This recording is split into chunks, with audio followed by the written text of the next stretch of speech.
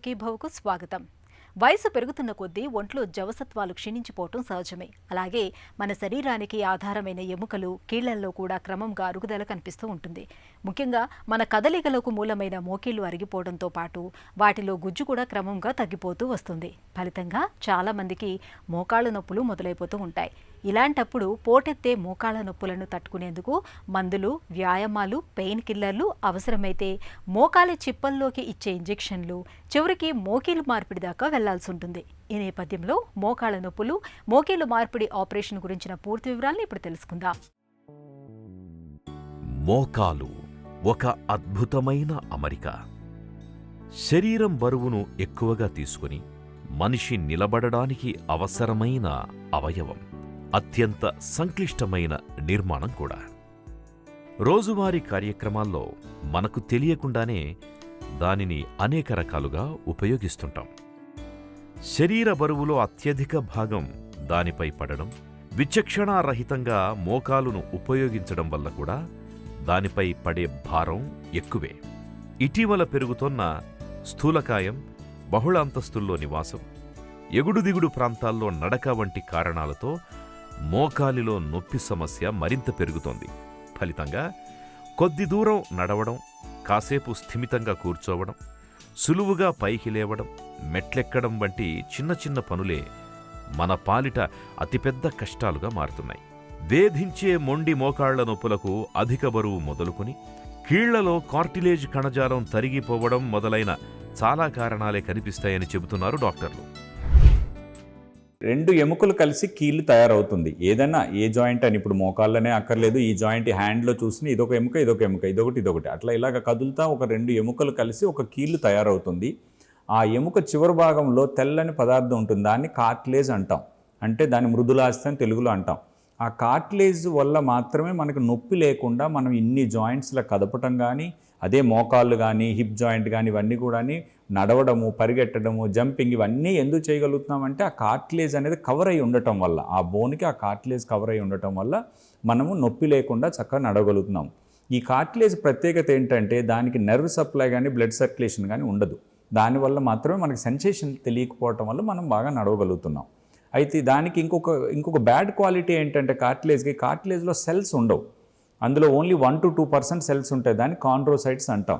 మిగిలినంతా collagen అని protein ఉంటుంది, water ఉంటుంది. సో అందువల్ల ఈ కార్టిలేజ్ ఈ భిన్నంగా ఉండటం వల్ల, ఈ హిస్టలాజికల్ ఫీచరే డిఫరెంట్గా ఉండటం వల్ల ఎప్పుడైనా ఒక చిన్న ఇంజరీ కానీ, లేకుంటే ఒక రుమటలాజికల్ ప్రాబ్లం వల్ల కానీ, లేకుంటే వయసు వల్ల కానీ ఈ కార్టిలేజ్ కానీ పాడైతే మళ్ళీ అది రిపేర్ అవ్వదు. అంటే రిపేర్ అంటే మళ్ళీ అదే ఫామ్ అవ్వదు. ఇప్పుడు ఒక స్కిన్ పోయింది అనుకోండి, అక్కడ అలా నెమ్మదిగా కవర్ అవుతూ ఉంటుంది. అదేవిధంగా మన కార్టిలేజ్ పాడైతే కనుక ఏ కారణం వల్ల కార్టిలేజ్ పాడైనా అది మళ్ళీ రిపేర్ అవ్వకపోవడం అనేది బ్యాడ్ థింగ్. మనకి గుడ్ థింగ్ ఏంటి, మనకి సప్లై, నెర్వ్ సప్లై కానీ, వాస్కులర్ సప్లై లేకపోవడం వల్ల మనకి సెన్సేషన్ లేక మనం హ్యాపీగా ఈ జాయింట్లన్నీ కదుపుకుంటున్నాం. ఆ కార్టిలేజ్ పోయిన తర్వాత ఏ కారణం వల్ల అయినా అది రిపేర్ అవ్వకపోవడం వల్ల పెయిన్ వస్తుంది. సో ఆర్థరైటిస్ అంటే ఏంటంటే ఏ కారణం చేత అయినా ఈ కార్టిలేజ్ పాడయి ఎముక మీద ఎముక రాసుకుపోవడాన్ని మనం ఆర్థరైటిస్ అంటాం. మోకాళ్ల నొప్పులు అనేవి ఉన్నట్టుండి ఏమీ ఊడిపడవు. మోకీళ్లలో అరుగుదల అనేది అనేక దశల్లో ఉంటుంది. మోకీలు అరుగుదల మొదలైన తొలి దశలో ఎలాంటి నొప్పి బాధ ఉండవు. రెండో దశ నుంచి మోకాళ్లలో కొద్దిగా నొప్పి తెలియడం మొదలవుతుంది.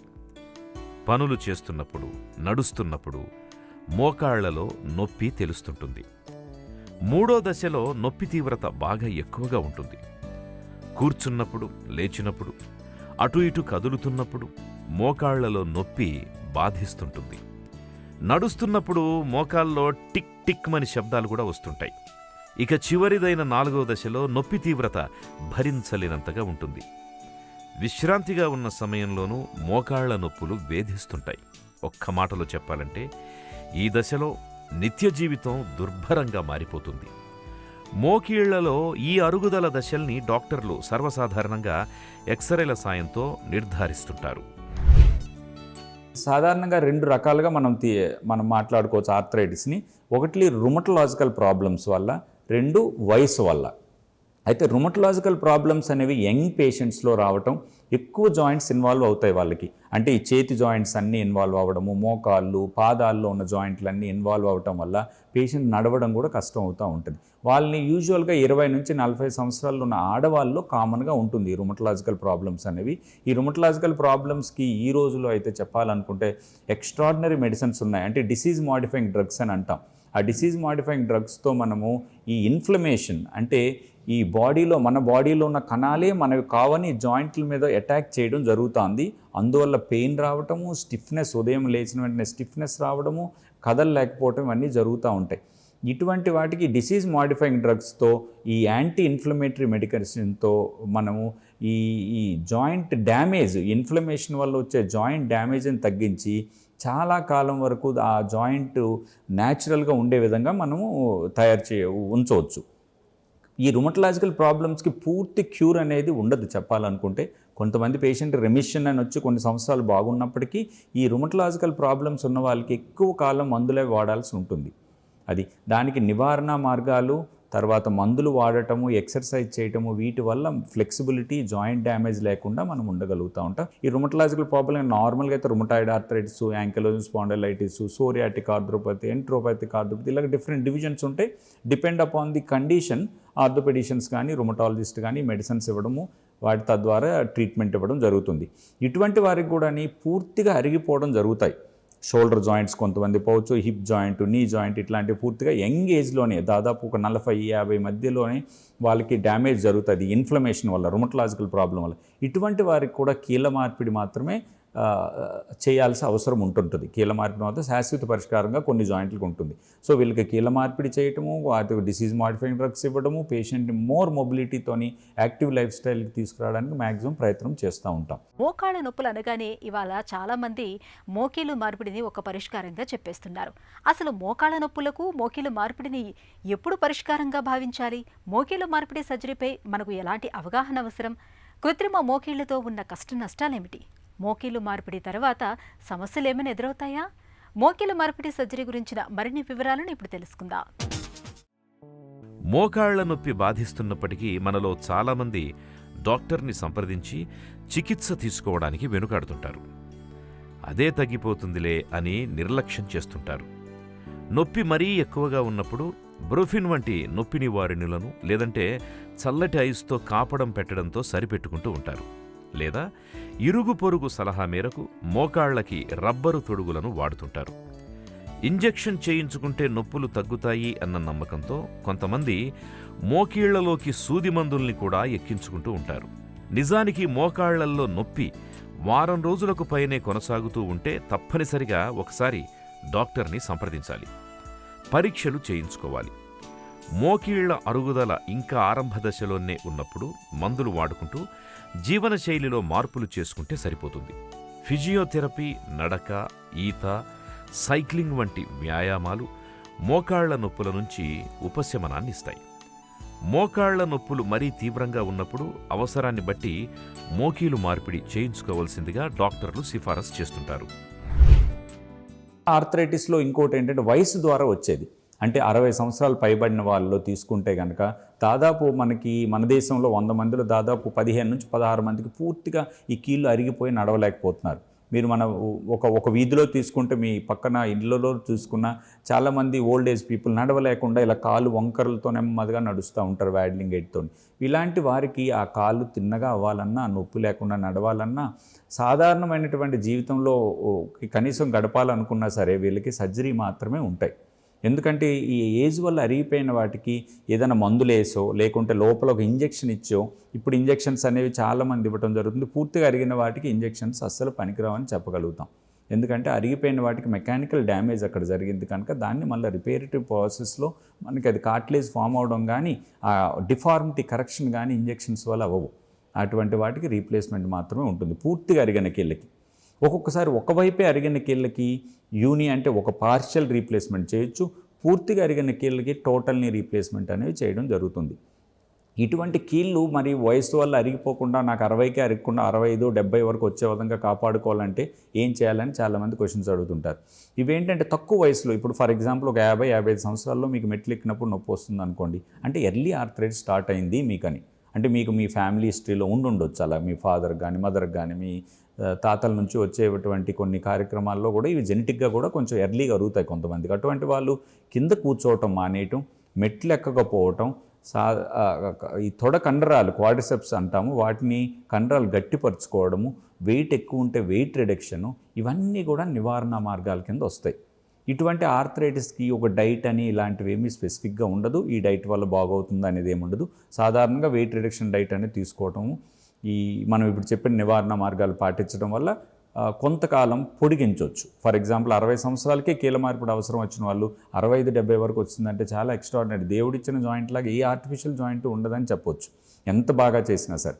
అందువల్ల ఈ ఆర్థరైటిస్కి కొంతకాలం నివారణ మార్గాలు పాటించి అవసరమైనప్పుడు మాత్రమే పారాసిటమాల్ లాంటి పెయిన్ కిల్లర్ తప్ప ఏ నొప్పి మాత్రలు వేయకుండా చూసుకొని ఎక్సర్సైజ్ చేసి కొంతకాలం గడపవచ్చు.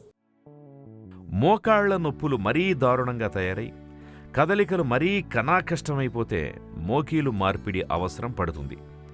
ఆధునికంగా వచ్చిన మోకీలు మార్పిడి చికిత్స అత్యంత ప్రామాణికమైనది.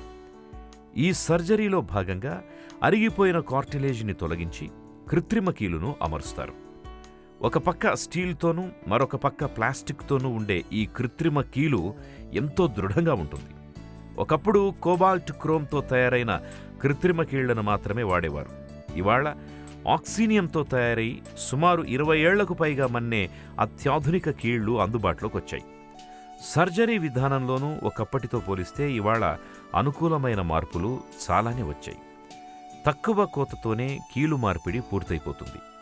కీళ్ల మధ్య రాపిడిని తట్టుకునేందుకు అమర్చే ప్లాస్టిక్ పదార్థంలో ఇవాళ జీవితాంతం మన్నే హైలీ క్రాస్ లింక్డ్ పాలిఎథిలీన్ అనే ఒక ప్లాస్టిక్ పదార్థాన్ని వాడుతున్నారు. మోకాలి సైజు నిర్మాణాలను సిటీ స్కాన్లో ఖచ్చితమైన లెక్కలతో నిర్ధారించి ఆ కొలతలకు అనుగుణంగా మోకీళ్లను తయారు చేసే ఆధునిక ప్రక్రియలు కూడా ఇప్పుడు అందుబాటులోకి వచ్చాయి. డైలీ లైఫ్ స్టైల్కి చాలా ప్రాబ్లమాటిక్గా ఈ నీ పెయిన్స్ ఉన్నాయి అనుకుంటే కనుక అప్పుడు కీళ్ళ మార్పిడి చేయొచ్చు. అయితే కీళ్ళ మార్పిడిలో చాలామంది అడుగుతారు, కీళ్ళు అంటే ఏంటి మొత్తం తీసేసి ఇంకోటి వేస్తారా అని. కీళ్ళ మార్పిడి అంటే మొత్తం తీయటం కాదు. మీకు ఒక చిన్న సింపుల్ చూపిస్తున్నాను. ఇది కీళ్ళు, ఇది తొడ ఎముక కింద భాగము, ఇది కాలి ఎముక పై భాగము, ఇది తొడ ఎముక కింద కాలి ఎముక పై భాగం. సో ఇప్పుడు చూసుకుంటే ఇప్పుడు మీకు ఏమైంది, జాయింటు ఇలా ఎముక చివరి భాగంలో కార్టిలేజ్ అనేది పాడైపోయి ఎముక ఇలా రాసుకుపోయి నొప్పి వస్తుంది. ఎందుకు? కార్టిలేజ్ లేదు కనుక రాసుకుపోతున్నాయి. ఈ రాపిడి మనం ఎలాగ ఆపగలం? దీంట్లో మనం ఏదో ఇంకో సర్ఫేస్ మనం క్రియేట్ చేయాలి. ఆ సర్ఫేసే మనం చేసే పని. ఇప్పుడు ఏంటి, తొడ ఎముక కింద భాగంలో ఈ ఫీమరల్ కాంపోనెంట్ అంటాం. ఇది ఫీమర్ అంటే తొడ ఎముక బాగా బోన్. ఆ బోన్కి మనము ఇలా డిస్టల్ కట్స్ అని, షాంఫర్ కట్స్ అని, యాంటీరియర్ పోస్టీరియర్ కట్స్ అని ఒక 5 కట్స్లా తయారు చేస్తాం. అవి కట్ చేసి ఇలాంటి ఫీమరల్ కాంపోనెంట్ని ఇలాగ పెట్టడం జరుగుతుంది. అంటే తొడ ఎముక కింద భాగంలో మనం ఒక సర్ఫేస్ క్రియేట్ చేసాం. ఇది కాలి ఎముక. కాలి ఎముక పై భాగంలో మనం ఏం చేస్తున్నాము, ఈ కాలి ఎముక పై భాగం కూడా వంకరగా ఉంది కదా, దాన్ని సాఫ్ట్ టిష్యూ కరెక్షన్ అని చేసి ఇది ఒక సమాంతరంగా కట్ చేయాల్సి ఉంటుంది. మెకానికల్ యాక్సిస్కి పర్పెండిక్యులర్గా కట్ చేసి దీన్ని ఈ ఫీమరల్ కాంపోనెంట్ అని మధ్యలో ఇది పెట్టడం, మధ్యలో పాలీథిలీన్ అని ఉంటుంది. సో ఇప్పుడు ఇది జాయింట్ అనమాట. ఇప్పుడు టోటల్ నీ రీప్లేస్మెంట్ అంటే ఇది తొడ ఎముక కింద భాగం, కాలి ఎముక పై భాగం, ఇది మధ్యలో పాలీథిలీన్ అని ఇలాగా ఒక సర్ఫేస్ని మనము ఎముక మీద ఎముక రాసుకునే ఒక సర్ఫేస్ని మనం ఏం చేసాం, ఇది మెటల్ ఆన్ పాలీ అనే ఒక ఆర్టికులేషన్ తయారు చేసాం. సో అందువల్ల మీకు నొప్పి రాకుండా మీరు నడవగలుగుతారు రీప్లేస్మెంట్ అని. సో రీప్లేస్మెంట్లో మనం ఏది తీసేయట్లేదు, దాన్ని ఒక షేప్ చేస్తున్నాము. షేప్ చేసి ఒక మెటల్ ఆన్ పాలీ అనే ఆర్టికులేషన్ని తయారు చేస్తున్నాం. అంటే ఎముక మీద ఎముక రాసుకుపోకుండా మనం ఒక జాయింట్ని మనం చేంజ్ చేయడం జరుగుతుంది. ఈ విధంగా కట్ చేయడానికి కానీ, ఒక అలైన్మెంట్ కానీ, బ్యాలెన్సింగ్ కానీ తీసుకురావాలంటే టెక్నాలజీ అనేది అవసరం ఈ రోజుల్లో. ఎందుకు? మెకానికల్గా కూడా అంటే మనము 2 రకాలుగా ఇవి కట్ చేయొచ్చు. ఒకటి ఏంటి, రోబోటిక్స్, ఆర్టిఫిషియల్ ఇంటెలిజెన్స్ని మనము అసిస్టెడ్గా చేసుకోవచ్చు. ఒకటి. రెండవది అంటే మనకు మాన్యువల్గా చేసుకోవచ్చు. అంటే జిగ్ మెథడ్ అంటాం. ఏదైనా జిగ్ మెథడ్ అయినా వాడచ్చు, రోబోటిక్స్ అయినా వాడచ్చు. జిగ్ మెథడ్లో కూడా దాదాపు ఒక 70-75% వరకు ఖచ్చితత్వంతో చేయొచ్చు. కానీ కొంతమందికి ప్రతిసారి కూడా మనం ఎంత బాగా చేసినా సరే కొంత లాక్సిటీ కానీ, సాఫ్ట్ టిష్యూ బ్యాలెన్సింగ్ అని ప్రాబ్లం కానీ, మెకానికల్ అలైన్మెంట్ కానీ సరిగ్గా చేయలేకపోవచ్చు. ఇటువంటి వారికి మనము ఈ రోబోటిక్ అసిస్టెడ్ సర్జరీస్ అనేవి చాలా యూజ్ఫుల్ ఈ జాయింట్ రీప్లేస్మెంట్స్లో. ఇది రోబోటిక్స్తో చేయడం వల్ల ఖచ్చితత్వం తర్వాత పేషెంట్కి కరెక్ట్గా ఉన్నటువంటి సైజింగ్ కానీ ప్లేస్మెంట్ ఆఫ్ ది కాంపోనెంట్స్ కానీ పెట్టడం వల్ల పేషెంట్ పెయిన్లెస్ లైఫ్ని ఎక్కువ మన్నిక జాయింట్ని ఇవ్వగలుగుతాం. మన్నికంటే సాధారణంగా 15 సంవత్సరాలు ఉండాల్సింది మనం బెటర్ టెక్నాలజీ వాడటం వల్ల 20-25 ఇయర్స్ వరకు ఉండే అవకాశం కూడా ఉంటుంది ఇటువంటి టెక్నాలజీ. అదేవిధంగా పార్షియల్ నీ రీప్లేస్మెంట్ అనేది కూడా ఉంటుంది.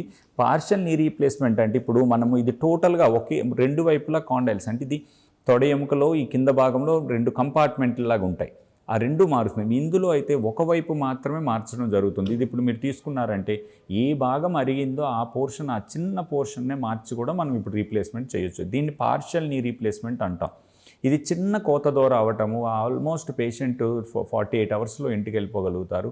బాగా నడవడానికి చాలా బాగుంటుంది. అది ప్రొవైడెడ్ అంటే ఇది ఒకే సైడ్ అరిగినప్పుడు ఇది చాలా యూస్ఫుల్ మెథడ్. ఇది పార్షియల్ నీ రీప్లేస్మెంట్ అంటాం. మోకీలు మార్పిడిలో ఉపయోగించే కృత్రిమ కీలు ఎంతకాలం మన్నుతుంది? కృత్రిమ కీళ్లకు సంబంధించి భవిష్యత్తులో ఇంకా మనం ఎలాంటి మార్పులను ఆశించవచ్చు? మోకీలు మార్పిడి చేయించుకున్నాక కింద కూర్చోవటం సాధ్యపడుతుందా? మెట్లు ఎక్కి దిగచ్చా? సర్జరీ తర్వాత ఎలాంటి జాగ్రత్తలు తీసుకోవాలి? ఒకవేళ ఆపరేషన్ విఫలమైతే రెండోసారి మళ్లీ మోకీలు మార్పిడి చేయించుకోవచ్చా? సర్జరీ విఫలమైన పరిస్థితుల్లో మన ముందు ఉన్న ప్రత్యామ్నాయాలు, పరిష్కారాలేమిటి? మొదలైన వివరాల గురించి ఇప్పుడు తెలుసుకుందాం. మోకాళ్ల నొప్పుల బెడదను శాశ్వతంగా వదిలించే మోకీలు మార్పిడి సర్జరీపై మనలో చాలామందిలో చాలా నమ్మకాలు, అపోహలు ప్రచారంలో ఉన్నాయి. కీలు మార్పిడి చేయించుకున్న తర్వాత నెలల తరబడి మంచం మీదే ఉండాల్సి వస్తుందని అనుకుంటారు. కానీ అది నిజం కాదు. నిజానికి ఆపరేషన్ అయిన 3వ రోజే పేషెంట్ని నడిపిస్తారు. అలాగే సర్జరీ చాలా బాధాకరంగా ఉంటుంది అనుకుంటారు. అది కూడా నిజం కాదు. మోకీలు మార్పిడి చేయించుకున్న తర్వాత మెట్లెక్కడం, కింద కూర్చోవడం సాధ్యం కాదు అని అనుకుంటారు చాలామంది. ఇప్పుడు కొత్తగా వచ్చిన కృత్రిమ కీళ్ల సాయంతో మెట్లెక్కడమే కాదు, ఏ ఇబ్బంది లేకుండా కింద కూడా కూర్చోవచ్చు. అయితే అన్ని ఆపరేషన్లలో ఉన్నట్టే కీలు మార్పిడి సర్జరీలోనూ కొన్ని రకాల సమస్యలు, ఇన్ఫెక్షన్ల తాకిడి ఎదురవ్వచ్చు. అయితే అలా జరిగే అవకాశం చాలా తక్కువ. అరుదుగా కొన్నిసార్లు సర్జరీ ఫెయిల్ అయ్యే అవకాశం కూడా ఉంది.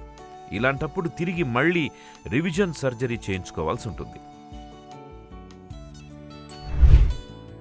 కీళ్ళ లోపల యూజువల్గా అరిగిపోయిన కీళ్ళు ఎప్పుడు కూడా కొంత వాపు ఉంటుంది. ఎందుకంటే ఎముక మీద ఎముక రాసుకుపోవడం వల్ల ఇన్ఫ్లమేషన్ క్రియేట్ అవుతుంది అక్కడ. అంటే బాడీ కూడా అనమాట దానికి ఏదో ప్రొటెక్టివ్ మెకానిజం లాగా ఇన్ఫ్లమేషన్ వచ్చి అక్కడ వాపు వస్తుంది. ఇలాంటి బాగా వాచిన జాయింట్లలోని ఆ వాటర్ తీయటం కానీ, తర్వాత ఏవైనా స్టీరాయిడ్స్ ఇంజెక్షన్ ఇవ్వటం కానీ అంత కరెక్ట్ పద్ధతి కాదు. దానివల్ల పూర్తిగా ఉపశమనం కలగదు. మరీ పేషెంట్స్ ఫిట్ అవ్వని వాళ్ళు, తర్వాత ఒక్కొక్కసారి ఆ పేషెంట్స్కి అస్సలు నడవలేకుండా ఇబ్బంది పడుతున్న వాళ్ళకి మనం ఒక్కొక్కసారి ఇవ్వచ్చు. కానీ అది కూడా స్టెరైల్ కండిషన్స్లో ఇవ్వాలి. లేని పక్షాన్ని ఇన్ఫెక్షన్స్ వచ్చే అవకాశం ఉంటుంది. ఎందుకంటే ఒకసారి ఇన్ఫెక్షన్ వచ్చిందంటే ఒక జాయింట్కి మళ్ళీ రీప్లేస్మెంట్ కూడా చేయటం అవ్వదు. ఎందుకంటే ఇన్ఫెక్షన్ వచ్చిన జాయింట్కి రీప్లేస్మెంట్ చేయటం వల్ల ప్రాబ్లమ్స్ వస్తాయి కనుక మళ్ళీ వచ్చే అవకాశం ఉంటుంది. ఇంప్లాంట్ వల్ల కూడా ఇన్ఫెక్షన్ ఫ్లేర్ అప్ అయ్యే అవకాశం ఉంటుంది. అందువల్ల ఇన్ఫెక్షన్ లేని జాయింట్కి మనం చేయటం వల్ల పూర్తిగా మనము భరోసా ఇవ్వచ్చు. ఒకసారి ఇన్ఫెక్ట్ అయిన వాటికి మళ్ళీ రీప్లేస్మెంట్ చేసేటప్పుడు 100% భరోసా ఇవ్వటం అనేది డిఫికల్ట్గా ఉంటుంది. అందువల్ల యాస్పిరేషన్స్, ఇంజెక్షన్స్ ఇవన్నీ వీలైనంత వరకు అవాయిడ్ చేయడమే మంచిది. ఈ కట్లు, ఈ పసరకట్లని అట్లాంటివి ఉంటాయి, అట్లాంటి వాటికి దూరంగా ఉండాలి. ఆ నేటివ్ ట్రీట్మెంట్ వల్ల ఏమి ఉపశమనం ఉండదు. దానికి తోడు ఆ స్కిన్ అయి పాడవడం కూడా జరుగుతూ ఉంటుంది కనుక దాన్ని మేము అడ్వకేట్ చేయలేం. మోకాళ్ళు ఆర్థరైటిస్ అనే వాళ్ళు ఎవరు కూడా వాళ్ళందరూ కూడా ఓల్డ్ ఏజ్ పీపుల్ ఉంటారు. వాళ్ళకి షుగర్ కానీ, బీపీ కానీ, అదేవిధంగా కిడ్నీ ప్రాబ్లమ్స్ ఇలాంటివి యూజువల్గా 1-2 ఏదో ఒక కోమార్బిడ్ ప్రాబ్లమ్స్ ఉంటాయి. ఇటువంటి వాళ్ళు నొప్పి మాత్రల మీద డిపెండ్ అవ్వడం అనేది కరెక్ట్ పద్ధతి కాదు. ఎందుకంటే ఈ నొప్పి మాత్రలు క్రానిక్గా వాడటం వల్ల కిడ్నీ ప్రాబ్లమ్స్ కాకుండా కడుపులో కూడా ప్రాబ్లమ్స్, అల్సర్స్ ఫామ్ అవటము, దానికి క్రానిక్గా అల్సర్స్ ఫామ్ అవటం వల్ల పెర్ఫరేషన్స్ అనేవి రావటము, తర్వాత ఎక్కువ కాలం ఇంకా ఈవెన్ ఈ అల్సర్స్ ఫామ్ అవడం వల్ల ట్యూమర్ చేంజెస్ కూడా వచ్చే అవకాశాలు ఉంటుంది. సో ఇది గట్కి అంత మంచిది కాదు, కిడ్నీకి అసలు మంచిది కాదు. అందువల్ల మైల్డ్ ట్యాబ్లెట్ లైక్ పారాసెటమాల్ మీకు తెలిసిందే, అందరు కూడా జ్వరానికి వేసేది, అది మనము నొప్పికి కూడా వాడవచ్చు. ఆ పేషెంట్స్ అందరు కూడా 1 గ్రామ్ ఏదైనా సరే పారాసిటమాల్ కాంపోజిషన్ తీసుకోవటం వల్ల ఖచ్చితంగా నొప్పి తగ్గుతూ ఉంటుంది. ఈ బ్రూఫెన్లు కానీ, ఈ డైక్లోఫెనాక్ కాంబినేషన్లు కానీ ఇవన్నీ కూడా వీలైనంత వరకు అవాయిడ్ చేయడమే మంచిదని తెలియజేస్తున్నాం. ఆర్థరైటిస్తో బాధపడుతున్న వాళ్ళు కూడా అలాగా రెస్ట్లో ఉండాలన్న కాన్సెప్ట్ లేదండి. ఏదో రుమటలాజికల్ ఆర్థరైటిస్ అయినా, ఏజ్ రిలేటెడ్ ఆస్టియోఆర్థరైటిస్ అయినా వాళ్ళు వెళ్ళగలిగినంత దూరము నడవటం అనేది కరెక్ట్ పద్ధతి. నడవటం వల్ల మోకాళ్ళు అరిగిపోవడం జరగదు. అది ఒక్కటే కారణం కాదు. అందువల్ల ఎవరైనా కొంచెం నొప్పులు ఉండేటప్పుడు వాళ్ళు నడవగలిగినంత దూరం ప్లెయిన్ సర్ఫేస్లో నడవండి. సైక్లింగు, స్విమ్మింగు, వాటర్లో నడవటము ఇలాంటివి కూడా మంచి ఎక్సర్సైజెస్. వీటి వల్ల కూడా మనకి మా కండరాలు పటుత్వం వచ్చి ఇంకా నొప్పి తగ్గుతుందే కానీ ఎక్కువ అవటం అనేది ఉండదు. కింద కూర్చోవటం అనేది, మెట్లు ఎక్కడం అనేది ఇవి ఎక్సర్సైజ్ కింద రావు. స్క్వాట్స్ ఇవి అన్నీ కూడా చేయకూడదు. మోకీలు మార్పిడి అనంతరం మోకాళ్ల నొప్పులు చాలా వరకు తగ్గిపోతాయి. కృత్రిమ కీలు మన్నికను బట్టి సుమారు 20 నుంచి 30 ఏళ్ల పాటు మోకాళ్ల నొప్పుల బెడద లేకుండా హాయిగా జీవనాన్ని సాగించవచ్చు. ఈ కాలంలో తిరిగి మోకాళ్లలో నొప్పుల వంటి సమస్యలు తలెత్తకుండా జీవనశైలిలో తగిన జాగ్రత్తలు తీసుకోవాలి. ముఖ్యంగా బరువును అదుపులో ఉంచుకోవాలి. నిత్యం నడక, ఈత, సైక్లింగ్ వంటి వ్యాయామాలను ఒక అలవాటుగా మార్చుకోవాలి. మోకాళ్లను అతిగా ఉపయోగించకూడదు. అకస్మాత్తుగా కదలడం, మోకాళ్లపై భారం పెంచే పనులకు దూరంగా ఉండడం చెయ్యాలి. ఈ జాగ్రత్తలు మోకీలు మార్పిడి జరిగిన వాళ్లకే కాదు, మోకాళ్ల నొప్పులు ఇంకా మొదలవని వాళ్లకి కూడా ఎంతో ప్రయోజనకరంగా ఉంటాయి. మలివయసు జీవనాన్ని దుర్భరంగా మార్చే మొండి మోకాళ్ల నొప్పులకు తొలి దశల్లో అయితే చక్కటి మందులు ఇవాళ అందుబాటులో ఉన్నాయి. మోకీళ్లు బాగా అరిగిపోయినప్పుడు చివరి పరిష్కారంగా కీలు మార్పిడి సర్జరీ చేయించుకోవటం అన్ని విధాల మేలు. మోకీలు మార్పిడి చేయించుకోవటం ద్వారా పోటెత్తే మోకాళ్ల నొప్పుల బెడదను శాశ్వతంగా వదిలించుకోవచ్చు.